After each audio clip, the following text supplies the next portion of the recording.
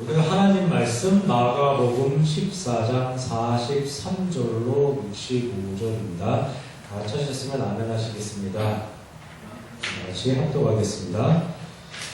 예수께서 말씀하실 때에 곧 12 중에 하나인 유다가 왔는데 대제사장들과 서기관들과 장로들에게서 파송된 무리가 검과 몽치를 가지고 그와 함께 하였더라. 예수를 파는 자가 이미 그들과 분노를 짜 이르되 내가 입 맞추는 자가 그이니 그를 잡아 단단히 끌어가라 하였는지라. 이에 와서 곧 예수께 나와 라비어하고 입을 맞추니 그들이 예수께 손을 대어 잡거늘 곁에 서 있는 자 중에 한 사람이 칼을 베어 대제사장의 경을 쳐 그 귀를 떨어뜨리니라. 예수께서 우리에게 말씀하여 계시되 너희가 강도를 잡는 것 같이 검과 몽치를 가지고 나를 잡으러 나왔느냐. 내가 날마다 너희와 함께 성전에 있으면서 가르쳤으되 너희가 나를 잡지 아니하였도다. 그러나 이는 성경을 다 이루려 함이니라 하시더라. 제자들이 다 예수를 버리고 도망하니라. 한 청년이 벗은 몸에 배 혼니부를 두르고 예수를 따라가다가 우리에게 잡히매 배 혼니부를 버리고 벗은 몸으로 도망하니라. 그들이 예수를 끌고 대제사장에게로 가니 대제사장들과 장로들과 서기관들이 다 모이더라. 베드로가 예수를 멀찍이 따라 대제사장의 집들 안까지 들어가서 아랫사람들과 함께 앉아 불을 쬐더라. 대제사장들과 온 공회가 예수를 죽이려고 그를 칠 증거를 찾되 얻지 못하니 이는 예수를 쳐서 거짓 증언하는 자가 많으나 그 증언이 서로 일치하지 못함이라.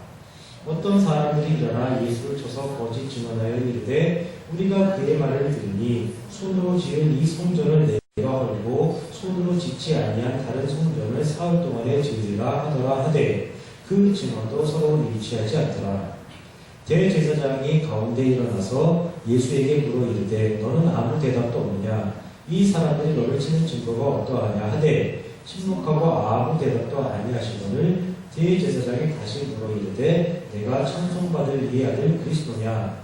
예수께서 이르시되 내가 그니라. 인자가 권능자의 우편에 앉은 것과 하늘 구름을 타고 오는 것을 너희가 보리라 하시니 대제사장이 자기 옷을 찢으며 이르되 우리가 어찌 더 즐기를 요구하리요.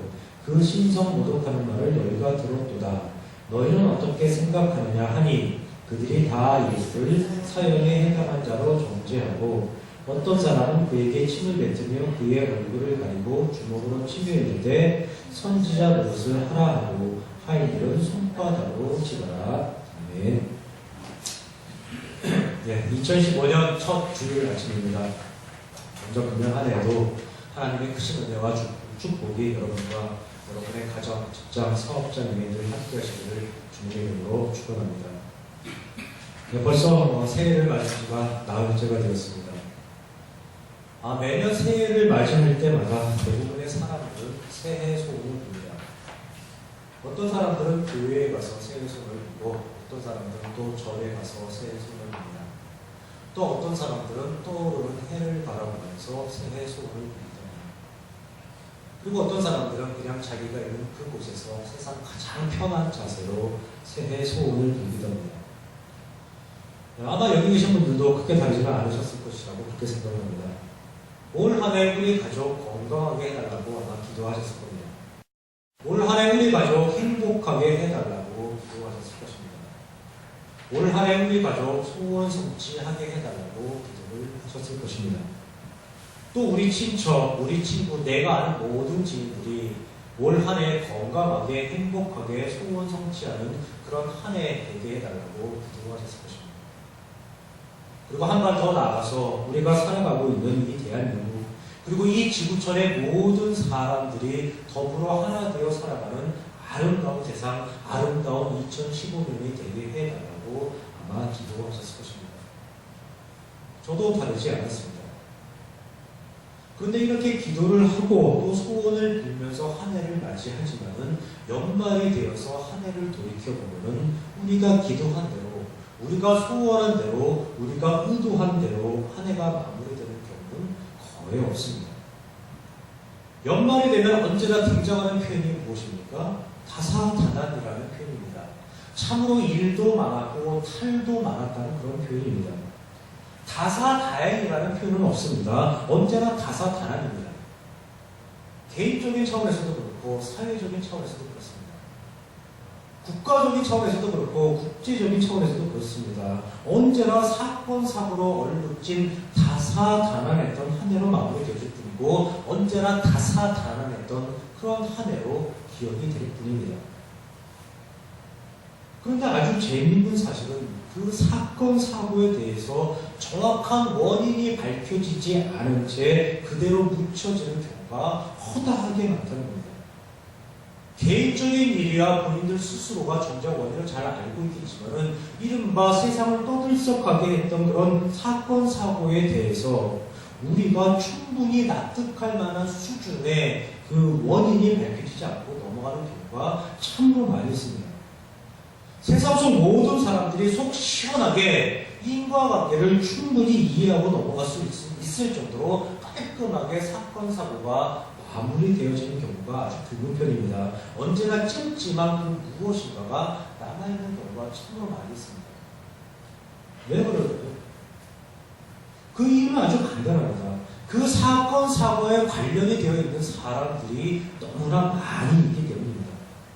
그 사건, 사고가 일어난 배경에 관련되어 있는 사람들이 아주 많이 있고 그 사건, 사고가 일어난 직접적인 원인에 관련되어 있는 사람들이 너무나 많이 있기 때문입니다.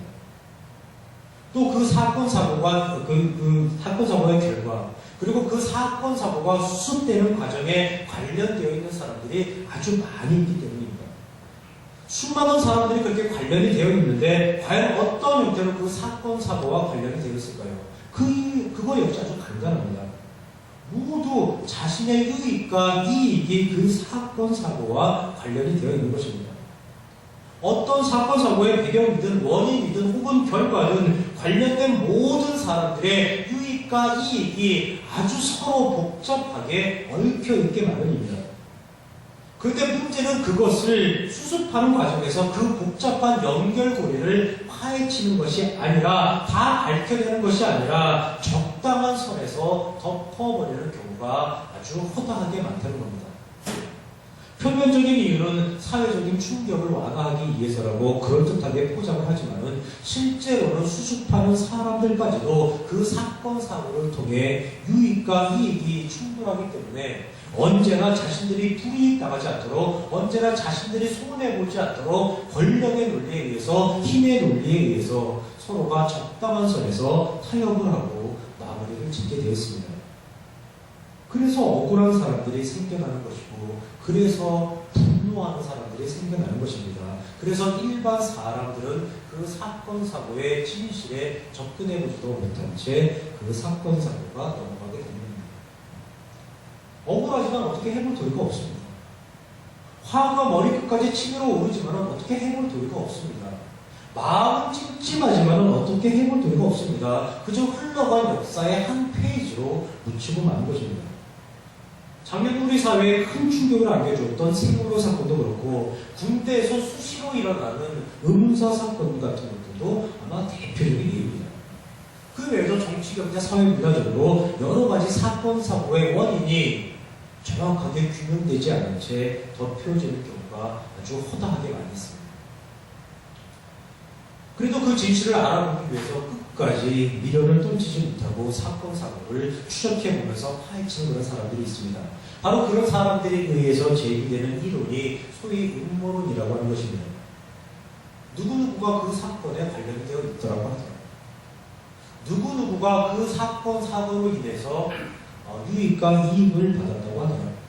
누구누구에 의해서 그 사건, 사고가 덮여졌더라 하더라고요. 이런 정도의 지식입니다.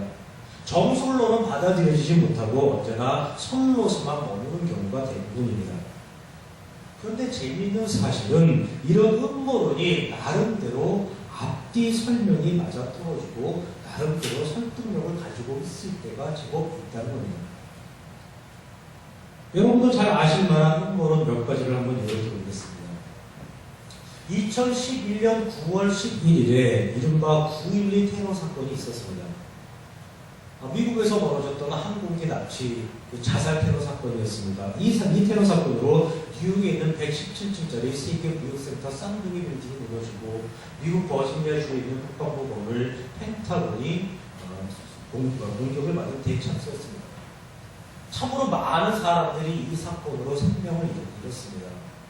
아마 테러 사건 중에서는 가장 큰 비참한 참혹한 그런 사건이 아닌가 생각을 합니다. 그런데 미국 정부가 이 테러를 일으킨 알카에다의 이 테러 계획을 미리 알고 있었음에도 불구하고 이를 묵인했다는 그런 주장이 있습니다. 심지어는 한 발 더 나가서 미국 정부가 이 테러를 직접 기획했거나 실행에 옮겼다는 주장도 있습니다.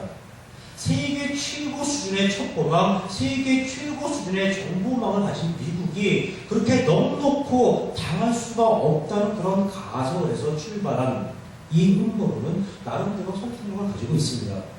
그리고 또 다큐멘터리 영화 루스 체인지라는 그런 영화가 만들어짐으로써 이 음모론이 설득력이 있을 거라는 그런 그 가정에 더욱더 기름을 붓기도 했습니다.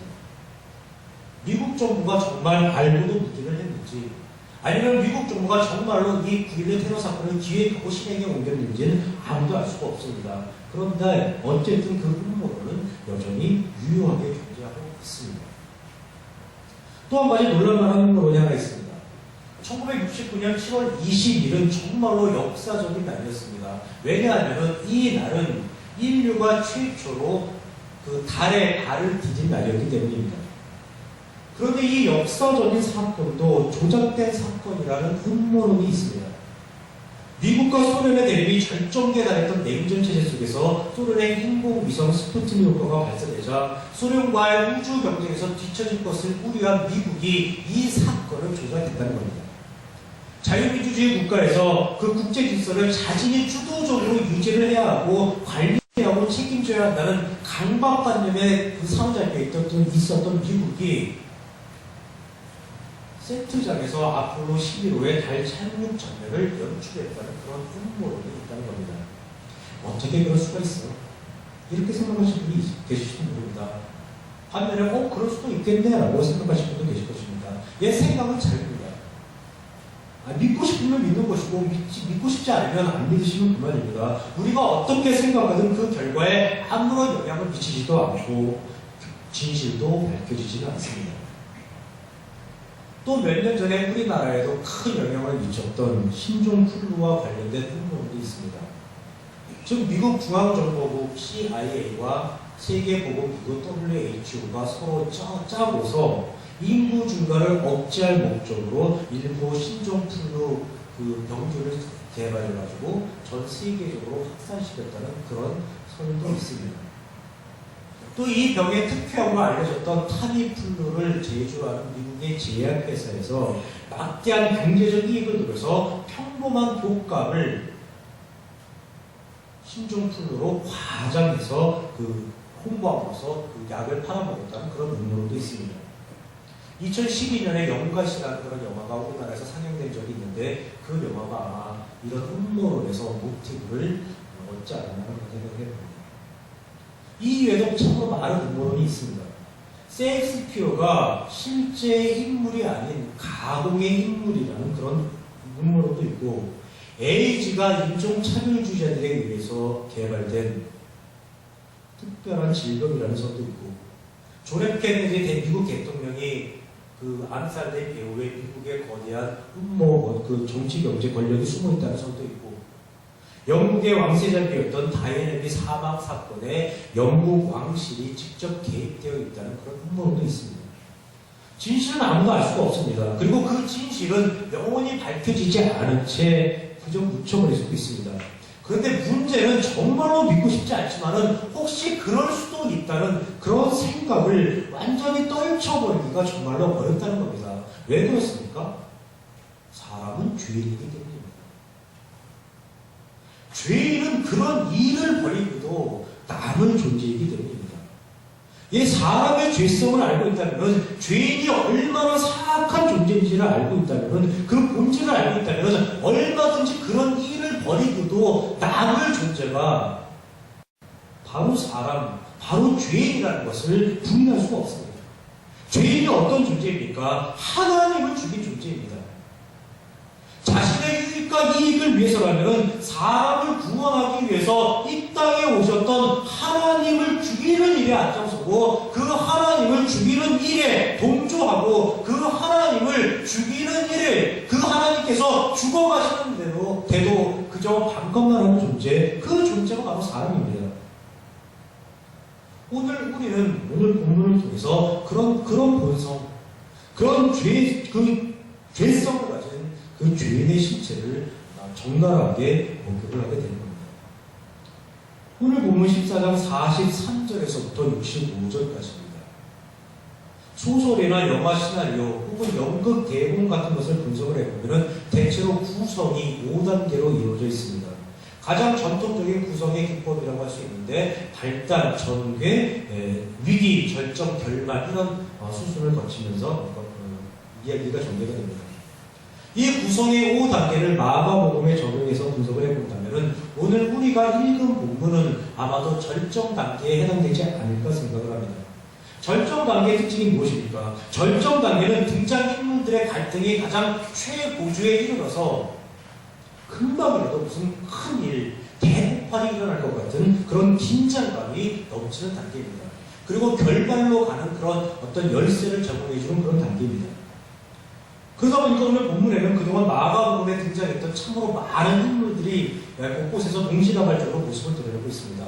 우선 예수님이 계십니다. 그리고 베드로, 가룟, 유다 같은 제자들의 모습도 보이고 대제사장, 서기관, 장로들의 모습도 보입니다. 또 예수님을 사로잡기 위해서 파손된 무리들도 보이고 예수님의 행동을 그릇 증언하기 위해서 동원된 것 같은 그런 생각 없는 무리들도 보입니다. 예, 참으로 많은 사람들이 오늘 본문에 등장하고 있습니다. 그런데 한 가지 제가 여쭤보겠습니다. 지난주 설교 때 한 가지 생각해 볼 게 있습니다. 지난주 설교 때 예수님께서 하신 말씀입니다. 자고 있는 제자들을 향해서 예수님의 마지막 말씀 14장 41절에서 42절을 한번 생각을 해봐야 합니다. 14장 41절에서 42절 때가 왔도다 보라 인자가 죄인의 손에 팔리느니라 일어나라 함께 가자 보라 나를 파는 자가 가까이 왔느니라 라는 말씀입니다. 인자가 누구의 손에 팔린다고 하셨습니까? 죄인의 손에 팔린다고 하셨습니다. 보라 인자가 죄인의 손에 팔리느니라. 얘 가룟 유다도 아니고 대제사장 서기관 장로들도 아닙니다. 바로 죄인입니다. 얘 예수님께서는 인자가 죄인의 손에 팔려나간다고 말씀을 하셨습니다. 그럼 제가 한 가지 여쭤보겠습니다. 오늘 본문에 등장하는 수많은 사람들, 예수님을 제외한 이 수많은 사람들은 과연 어떤 사람들입니까? 죄인입니까? 구원받은 성도입니다. 예수님의 제자들이 보입니다. 이 제자들이 죄인입니까? 성도입니까? 대제사장, 서기관, 장로들이 보입니다. 이 사람들이 죄인입니까? 성도입니까? 또 배 혼리불을 버리고 벗은 몸으로 홀로 도망하는 청년이 하나 나타나고 있습니다. 이 사람이 죄인입니까? 성도입니까? 또 많은 무리들이 있습니다. 이 사람들이 과연 죄인입니까? 성도입니까? 이 모두들 죄인입니다. 아직 예수님의 사역이 끝나지 않았고 아직 성령이 임하지 않았습니다. 그러기에 모두가 아직 하나님의 원리, 하나님의 가치, 하나님의 개념, 하나님의 기준이 들어서지 않은 죄인입니다. 예수님을 팔아먹은 자는 오늘 본문에 등장하는 모든 죄인이라는 이야기입니다. 예수님을 죽게 한 자는 특정인 누구가 아니라 바로 오늘 본문에 등장하는 모든 죄인이 될 것입니다. 즉 우리 모두도 구원받기 이전에는 예수님을 팔아먹은 자들과 전혀 다를 바가 없다는 그런 뜻이 됩니다. 간혹 사람을 구분할 때가 있습니다. 그때 우리는 사람을 어떻게 나눕니까? 대개 이분법으로 사람을 구분합니다. 즉 좋은 사람과 나쁜 사람으로 사람을 구분합니다. 영화나 드라마 같은 것을 볼 때 언제나 좋은 편, 나쁜 편으로 구분해서 좋은 편을 말합니다. 양복 입은 사람과 가죽 잠바를 입은 사람이 있으면 양복 입은 사람을 응원하고, 물론 가끔 예외도 있습니다. 주인공이 아주 미남이거나 미녀이면 그 사람이 비록 나쁜 편이라고 하지만 그 미남 미녀를 응원할 때도 있습니다. 그러나 아주 예외적입니다. 언제나 우리는 좋은 사람, 나쁜 사람으로 구분해서 좋은 편을 응원을 하게 되어 있습니다. 그러다 보니까 성경도 마찬가지입니다. 성경에서 등장하는 사람들도 언제나 좋은 편, 나쁜 편으로 구분해서 성경을 읽습니다. 오늘 본문도 그렇습니다. 예수님의 제자들은 좋은 편이라고 생각을 하고 대제사장, 서기관, 장로들은 나쁜 편이라고 생각을 합니다. 예수님을 잡기 위해 동원된 그 파송된 무리들, 그릇된 증언을 하는 무리들은 다 나쁜 편이라고 생각을 합니다. 또 제자들 중에서도 예수님을 죽게 하는데 가장 그 결정적인 역할을 한 가룟 유다는 나쁜 편 중에서도 아주 나쁜 편이라고 그렇게 생각을 합니다. 그렇다면 제가 한 가지 여쭤보겠습니다. 오늘 본문에 등장하는 많은 사람들 중에 예수님 편은 있습니까? 오늘 본문에 등장하는 많은 사람들 중에 하나님 편은 있습니까? 좋은 편, 나쁜 편이 아니라 하나님 편, 예수님 편은 있습니까? 없습니다. 예수님 편, 하나님 편은 아무도 없습니다.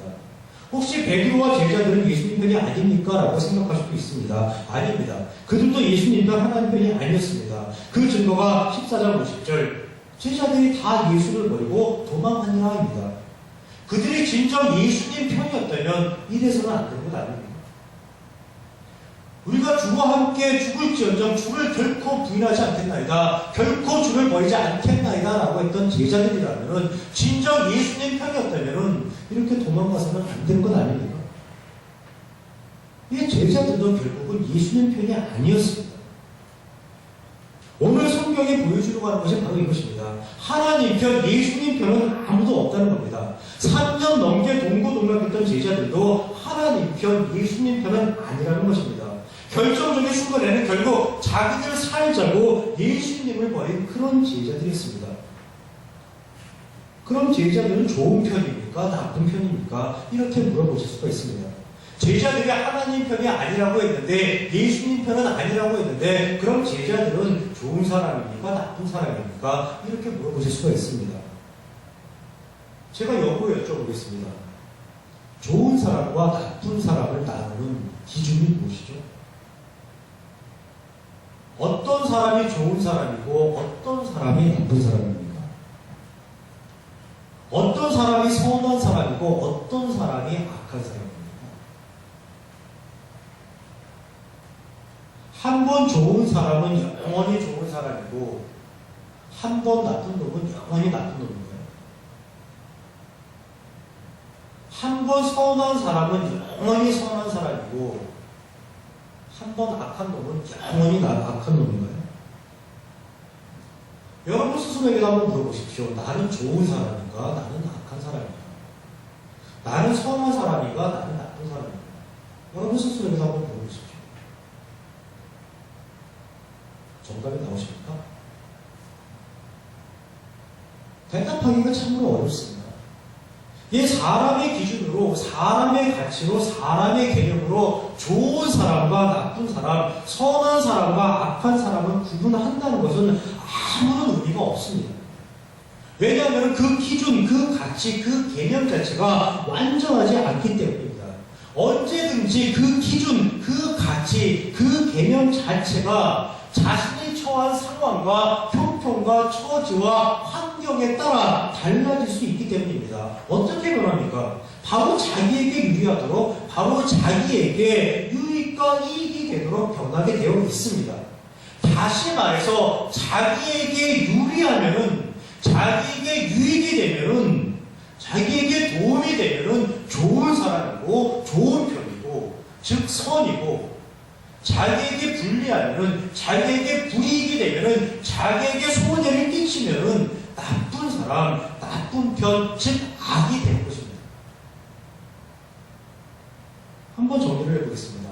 제자들을 포함해서 오늘 본문에 나오는 모든 사람들은 하나님 편, 예수님 편은 아니라고 했습니다. 그리고 제자들을 좋은 편, 나쁜 편으로 구분하는 것은 아무런 의미가 없다고 했습니다. 그럼 굳이 제자들을 편을 가른다면 무슨 편이라고 표현할 수 있을까요? 굳이 편을 가른다면 저는 제자들을 자기 편이라고 부르합니다. 제자들도 오로지 자신의 유익과 이익만을 추구하는 자신 편이라고 편이라고 구분을 합니다. 달리 말해서 제자들도 지금까지는, 즉 복음서 시대까지는 주인이라는 이야기입니다. 즉 성경이 구분하는 사람의 기준은 하나님 편, 즉 성도와 자신 편, 즉 죄인으로 구분한다는 겁니다. 예, 성경도 이분법적으로 사람을 나눕니다. 그런데 좋은 사람, 나쁜 사람으로 나누는 것이 아닙니다. 선한 사람, 악한 사람으로 나누는 것이 아닙니다. 언제나 성도와 죄인으로 사람을 구분합니다. 하나님을 아는 자, 성도와 자신밖에 모르는 자, 죄인으로 구분합니다. 하나님의 원리와 하나님의 가치를 알고 하나님의 기준으로 살아가는 자, 성도와 자신의 유익과 이익만을 추구하면서 오로지 자신만의 기준으로 살아가는 자, 즉 죄인으로 구분합니다. 예, 성경은 언제나 사람을 성도와 죄인으로 구분합니다. 여쭤보겠습니다. 여러분은 좋은 사람입니까? 나쁜 사람입니까? 예, 감사합니다. 대답하지 않으셨어요. 예, 이런 질문에는 대답하시면 안 됩니다. 그럼 다시 여쭤보겠습니다. 여러분은 성도입니까? 죄인입니까? 예, 감사합니다. 여러분은 성도입니다. 어떻게 성도가 되었습니까? 예수님의 십자가 사역으로 성도가 되었습니다.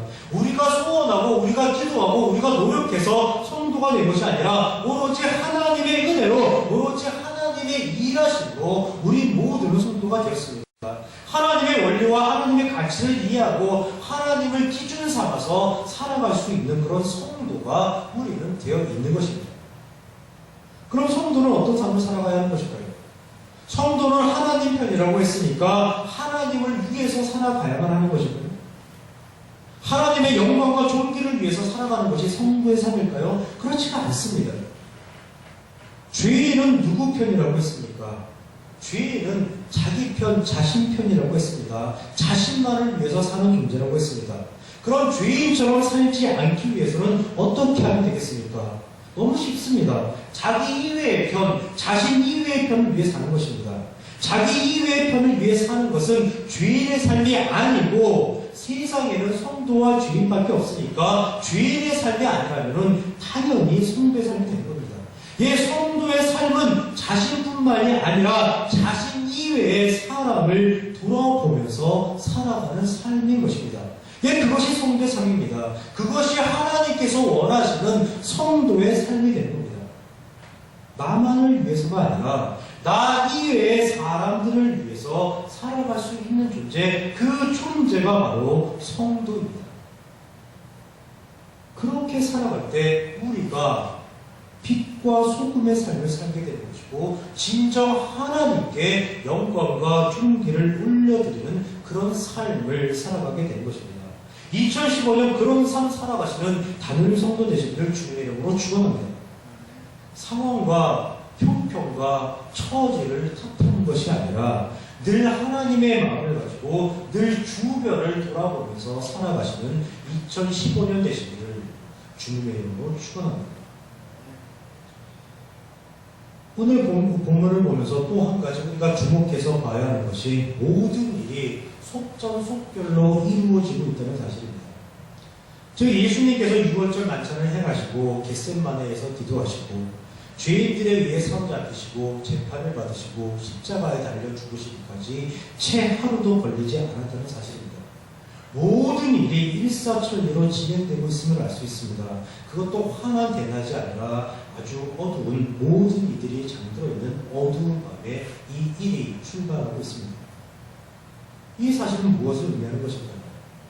이 일은 우연히 일어난 일이 아니라 아주 오래전서부터 치밀하게 계획이 되어 있었다는 것을 말해주고 있는 것입니다. 이미 이들의 의도가 아주 여러 차례 성경에서 드러났었습니다. 마가복음 3장 6절 바리새인들이 나가서 곧 헤롯당과 함께 어떻게 하여 예수를 죽일까 의논하니라 라고 기록하고 있고 11장 18절에서도 대제사장들과 서기관들이 듣고 예수를 어떻게 죽일까 하고 꾀하니 라고 기록하고 있습니다.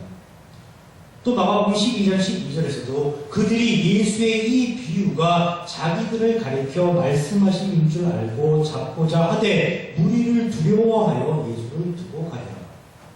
또 14장 1절에서 2절 이틀이 지나면 유월절과 무교절이라 대제사장들과 서기관들이 예수를 흉계로 잡아 죽일 방도를 구하며 이르되 밀란이 날까 하노니 명절에는 하지 말자 하더라. 이에 대제사장, 서기관, 장로들로 대표되는 기득권자들은 이미 오래전서부터 예수님을 죽일 계획을 추진하고 있었고, 이들이 의도한 대로 6월절 명절이 다 지나간 늦은 밤에 예수님을 사로잡았던 겁니다. 왜 이들은 이처럼 예수님을 잡아 죽이지 못해서 안달을 하는 것인가요? 여러 번 말씀드렸습니다. 이들에게는 예수님이 아무런 도움이 되지 않기 때문입니다. 도움이 되지 않을 뿐만 아니라 예수님으로 인해서 자신들이 위험에 처할 수도 있다고 생각하기 때문입니다. 자신들이 그동안 누려왔던 온갖 부와 권세가 예수님으로 인해서 흔들릴 위기에 처할 수도 있다고 생각하기 때문입니다. 자신들이 그동안 행해왔던 온갖 통치 행위, 종교 행위가 거짓이었음이 예수님으로 인해서 드러날 위기에 처할 수 있게 되었다고 생각하기 때문입니다. 죄인들은 반성할 수 없습니다. 죄인들은 회개할 수 없습니다. 왜냐하면 자신은 아무 문제가 없다고 항상 생각하기 때문입니다. 오로지 남만을 탓하고, 오로지 환경만을 탓하고, 오로지 상황만을 탓하는 존재, 그 존재가 바로 죄인입니다. 대제사장, 서기관, 장로들, 그들의 생각에 자신들은 아무 문제가 없습니다. 자신들은 아무 잘못이 없습니다. 문제는 단 하나, 예수님입니다. 그 예수님만 사라져 주면은 모든 문제가 깨끗이 해결되는 것입니다. 그들에게는 또 다시 형통한 삶의 보장이 되는 겁니다. 그러기에 그들은 예수님을 사로잡지 못해서, 예수님을 죽이지 못해서 안달복달하는 겁니다. 그들은 구약에 예언된 대로 메시아가 오리라고 백성들을 가르쳤습니다. 메시아가 오면 살기 좋은 세상이 될 것이라고 백성들에게 희망을 주었습니다. 그러나 정작 그들은 메시아가 오기를 원치 않았습니다. 왜 그렇습니까? 메시아가 오면은 자신들의 일이 없어지기 때문입니다. 메시아가 오면은 자신들의 위상이 추락하기 때문입니다. 메시아가 오면은 백성들이 다 그 메시아에게로 돌아갈 것이라고 생각하기 때문입니다. 메시아가 오면은 그동안 자신들이 쌓아왔던 부와 권세를 그 메시아에게 나누어 주어야 한다고 생각하기 때문입니다. 예, 그들은 그렇게 생각했기 때문에 결코 메시아가 오기를 원치 않았고, 예수님의 존재를 부인하고 예수님을 죽이고 싶어 하는 것입니다. 모든 것이 오로지 자신의 이익과 이익만을 생각하는 죄적 사고방식에서 기인한 것입니다. 기득권 세력들은 그렇다 칩시다. 그렇다면 가룟 유다는 3년을 넘게 동고동락한 제자들 중 가룟 유다는 왜 예수님을 팔았을까요? 유다는 더 이상 예수님으로부터 아무것도 기대할 수 없다는 것을 깨달았기 때문입니다. 유다가 공연히 예수님을 따랐던 것이 아닙니다. 자신의 꿈, 자신의 계획, 자신의 비전, 자신의 목표를 예수님을 통해서 이루어낼 수 있을 거라고 생각을 하고 예수님을 따라다녔던 겁니다. 그런데 이제 예수님을 통해서는 결코 그것을 이루어낼 수 없다는 것을 깨달았습니다. 깨달았으면 그냥 떠나면 됩니다. 깨달았으면 자신만 조용히 물러나면 됩니다. 그러나 죄인은 본전 생각이 나게 되겠습니다. 3년 넘게 예수님을 따라다녔던 그 세월에 대한 보상을 어떻게 해서든지 받고 싶은 것입니다. 그러기에 가룟 유다는 예수님을 팔아먹는 겁니다. 그런데 유다만 그런 것인가요? 그렇지가 않습니다. 유다가 그 일을 실행에 옮겼을 뿐이지 나머지 제자들도 생각하는 것은 다 똑같습니다. 유다가 하지 않았으면 다른 제자들이 그 일을 대신했을 것입니다. 그런 제자들이니까 예수님께서 사로잡히시자 모두가 도망치는 겁니다. 이제 끝났다.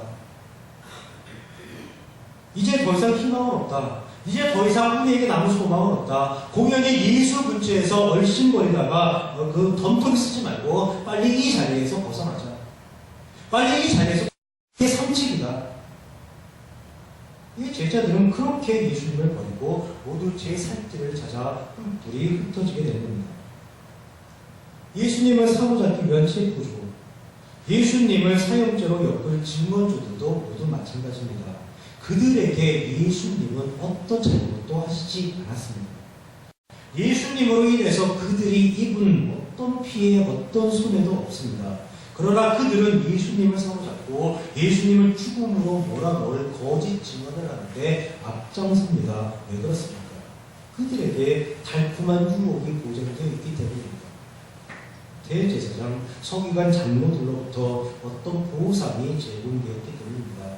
예수님께는 아무도 없었습니다. 모두가 자신의 유익과 자신의 이익만을 생각하는 자신 편, 자기 편, 즉 주인들만 존재하고 있었을 뿐입니다.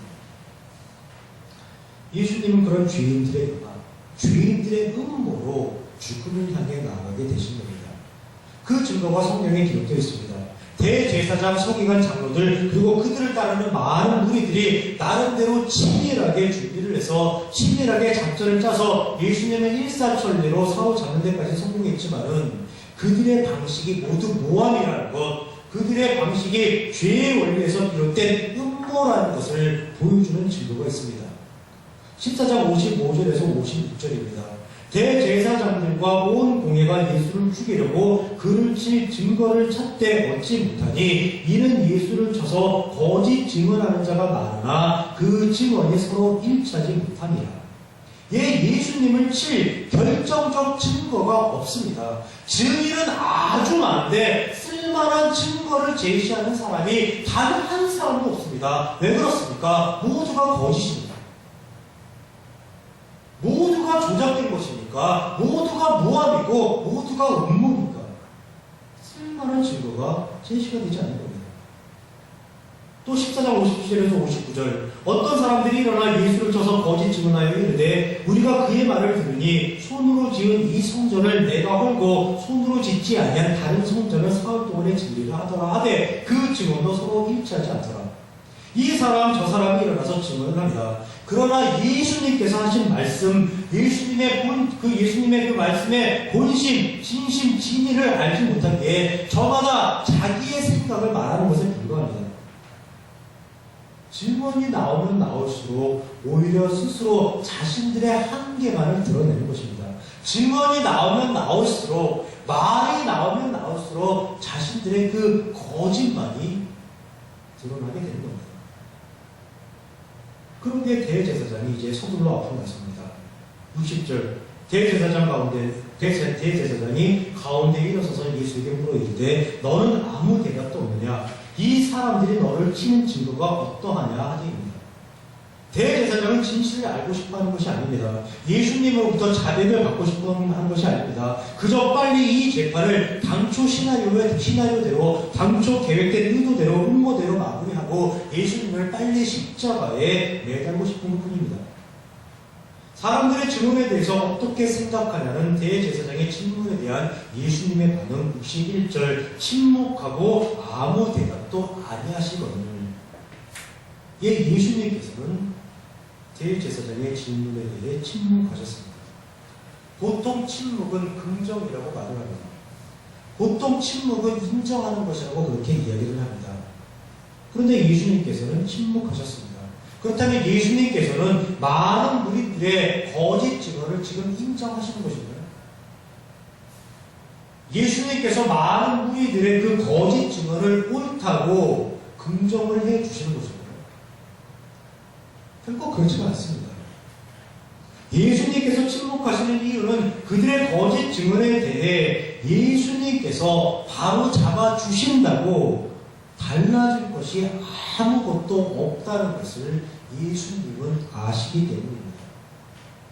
3년이 넘는 세월 동안 예수님께서는 고치시고 가르치시고 전파하셨습니다. 그러나 사람들은 결코 달라지지 않았습니다. 주인들은 달라지지 않았습니다. 제자들도 달라지지 않았고 대제사장, 서기관, 바리새인들, 일반 백성들도 전혀 변화되지 않았습니다. 변하기는커녕 오히려 예수님을 잡아 죽이려고까지 합니다.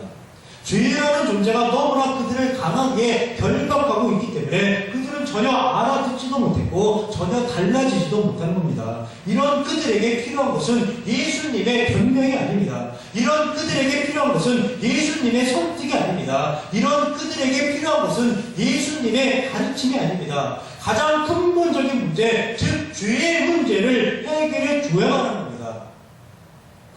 그들을 결박하고 있는 죄의 사슬로부터 그들을 풀어주어야만 하는 것입니다. 그렇게 하시겠다는 선포가 62절입니다. 예수께서 이르시되 내가 크니라 인자가 권능자의 우편에 앉은 것과 하늘 구름을 타고 오는 것을 너희가 보리라입니다. 여러 사람들의 증언에 대해 침묵하셨던 예수님께서 대제사장이 네가 친송받을 이의 아들 그리스도냐라고 묻자 드디어 대답을 하십니다. 옳도다. 바로 내가 찬송받을 이의 아들 그리스도입니다. 그런데 거기서 대답을 멈추시는 것이 아닙니다. 내가 그리스도라고 확인만 해주시는 것으로 끝나는 것이 아닙니다. 계속해서 하시는 말씀 뭡니까? 너희가 보리라. 너희가 보리라. 너희가 보게 될 것이다입니다. 무엇을 보게 됩니까? 바로 인자가 권능자의 우편에 앉은 것과 하늘 구름을 타고 오는 것을 너희가 보게 될 것이다 라고 말씀을 하십니다. 이게 무슨 의미입니까? 너희는 결국 나를 죽일 거야. 내가 그리스도라고, 내가 칭송받을 이의 아들 그리스도라고 그렇게까지 확인을 해 주었는데도 너희는 결국 나를 죽일 거야. 그러나 그것으로 끝나는 게 아니야.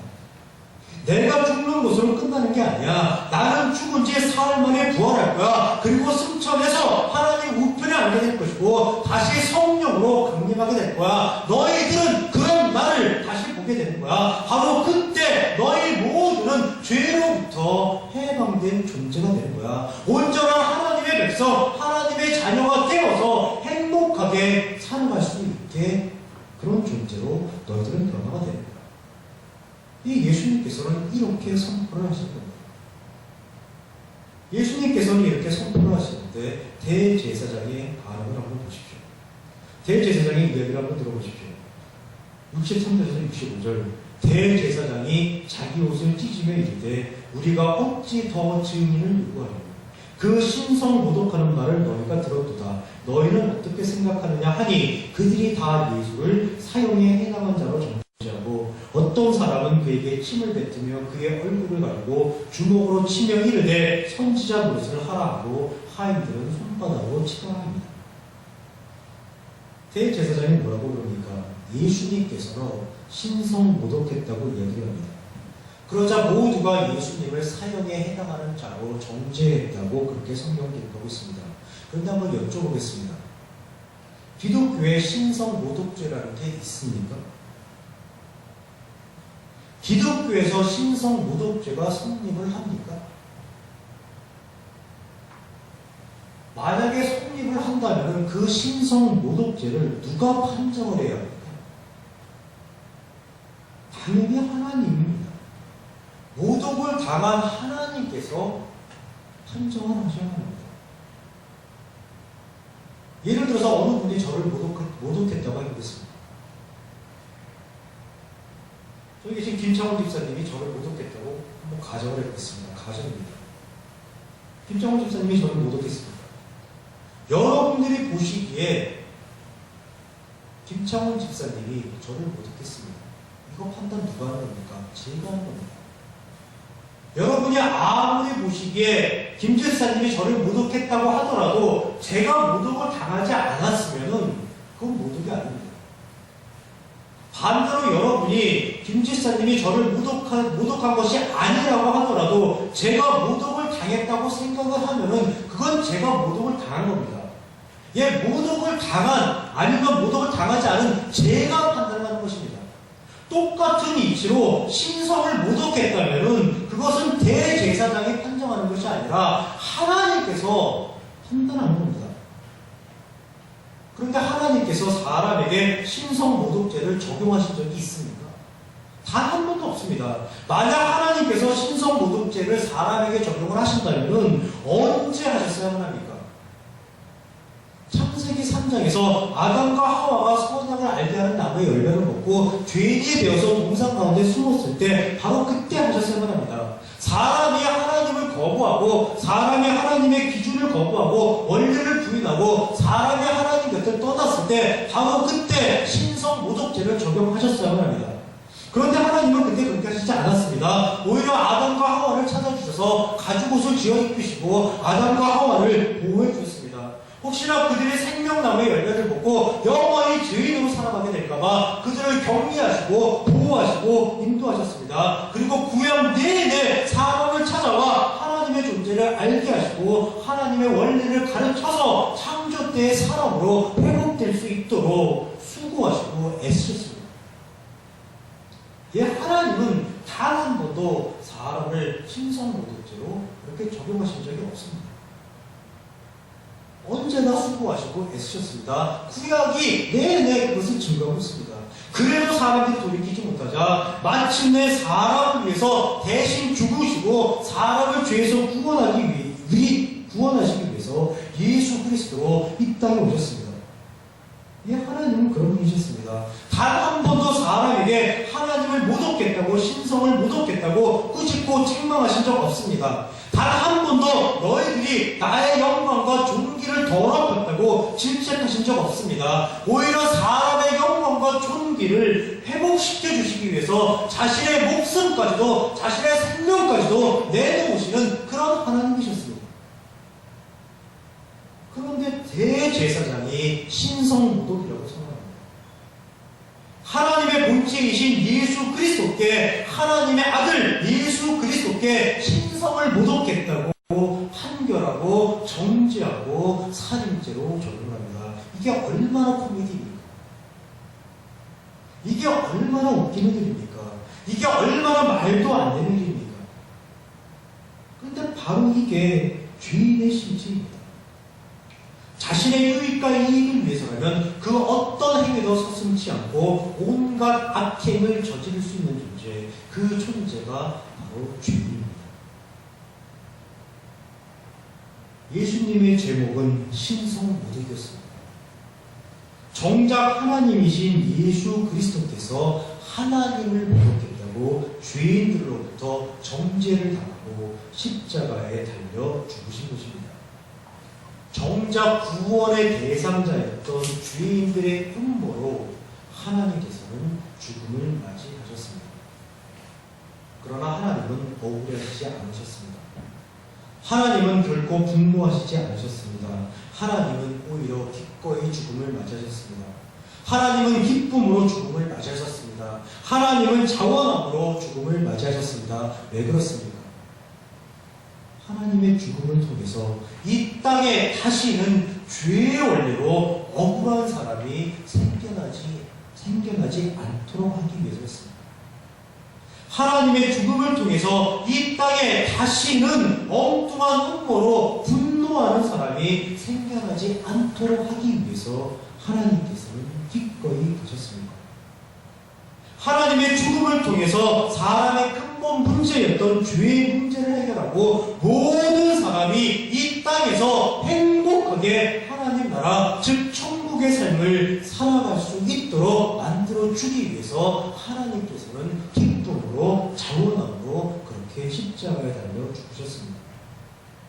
예, 하나님께서는 죄인에 의해, 죄의 원리에 의해 죽으셨지만은 결국은 그것까지도 성용하셔서 자신을 죽인 그 죄인들을 자녀 삼아 주시고 그들의 삶을 보호 인도하시고 그들의 삶을 형통하도록 책임져 주시는 그런 하나님이십니다.